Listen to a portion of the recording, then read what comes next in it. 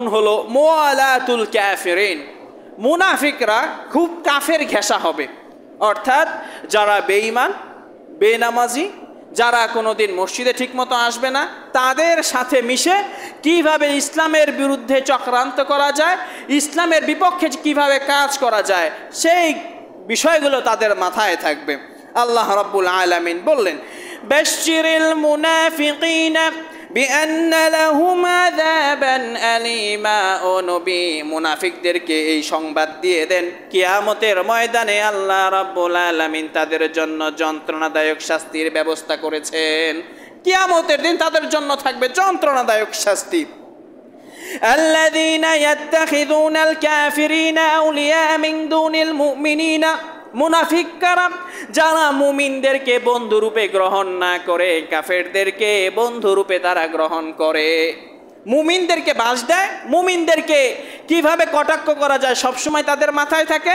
আর নাস্তিকদের সাথে, কাফেরদের সাথে, বেঈমানদের সাথে যারা ইসলামকে বাস দেয়, ইসলামের বিপক্ষে সবসময় কথা বলে, তার সাথে মিলেমিশে যারা থাকে তাদেরকে মুনাফিকের অন্তর্ভুক্ত বলা হয়েছে। মুনাফিকদের 5 নম্বর গুণ হবে, তারা হবে অলস, ইবাদতের ক্ষেত্রে অলস।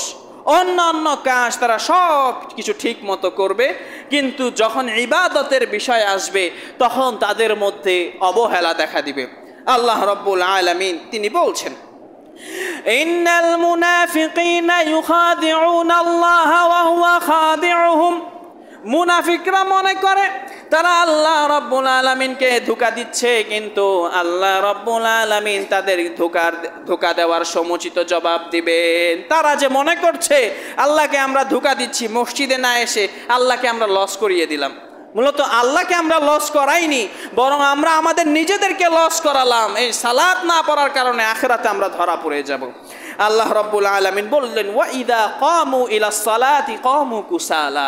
তারা এমনিতেই মসজিদে আসতে চায় না, যখন তারা মসজিদে আসে মুখের ভিতর কষ্টের ছাপ, গাম্ভীর্যতার ছাপ। কামু ইলাস সালাতি কামু কুসালা। যখন তারা সালাতে দাঁড়ায়, অলসতার সাথে সালাতে দাঁড়ায়। ডান কাঁধে সালাত পড়ছে, বাম পায়ে সম্পূর্ণ ভর দিয়ে সালাত পড়ছে। মুখ দিয়ে মুখটাও কষ্ট করে নাড়া, মুখটা যে কোরআন তেলাওয়াত করবে একটু নাড়িয়ে, ঠোঁট নাড়িয়ে, সেটাও কষ্টকর হয়ে যায়।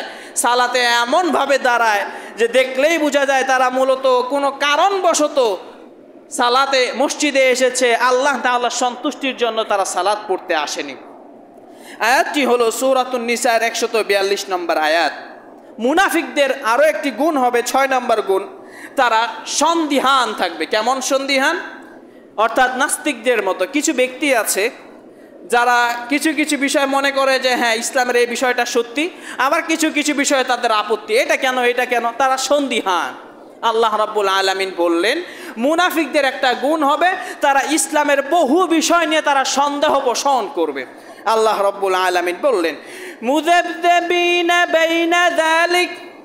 তারা ইসলামের যত বিষয় আছে অনেক বিষয়ের মধ্যে তারা সন্দিহান থাকবে। লা ইলাহা উলাই ওয়া লা ইলাহা উলা।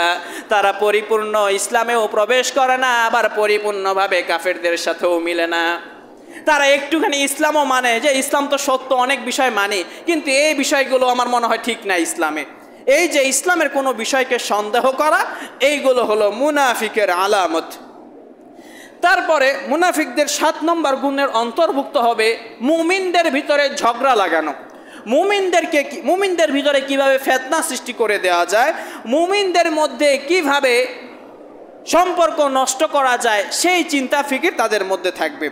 আল্লাহ রাব্বুল আলামিন সূরাতুত তাওবার 47 নম্বর আয়াতে বলছেন, লাউ খারাজু ফীকুম মা যাদুকুম ইল্লা খাবালা ওয়া লা আওদাউ খিলালাকুম ইয়াবগুনাকুমুল ফিতনা। মুমিনরা যদি ঘর থেকে বের হয় তাহলে তারা তোমাদের সবচেয়ে বেশি ক্ষতি করবে। তারা চায় তোমাদের ভিতরে ফিতনা সৃষ্টি করবে, তোমাদের ভাই ও ভাইদের ভিতরে দ্বন্দ্ব লাগিয়ে তারা দেবে। তারপরে